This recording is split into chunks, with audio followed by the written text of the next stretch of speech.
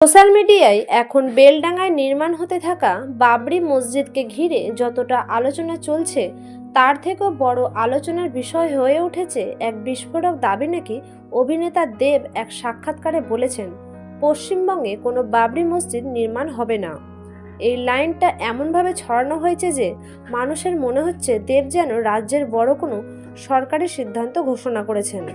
কয়েকটা পেজ পুরনো ভিডিও থেকে দেবের কথা কেটে সেটে এমনভাবে সাজিয়েছে যে কেউ দেখলে মনে করবে সত্যি তিনি এই ইস্যুতে মন্তব্য করেছেন। কেউ বলছেন দেব নাকি এই প্রজেক্টকে অপ্রয়োজনীয় উত্তেজনা বলেছেন, আবার কেউ লিখেছে তিনি নাকি রাজনৈতিক মহলে আলোড়ন তুলেছেন। ভিডিওর নিচে হাজার হাজার কমেন্ট, সবাই ধারণা করছে দেব সত্যি এমন কিছু বলেছেন, অথচ এসব দাবির কোথাও কোনো প্রমাণ নেই, সবই কাটাছেঁড়া ক্লিপ আর বানানো ক্যাপশন। শেষে মূল কথা, আমরা যাচাই করে নিশ্চিত হয়েছি দেব এমন কোনো মন্তব্য করেননি।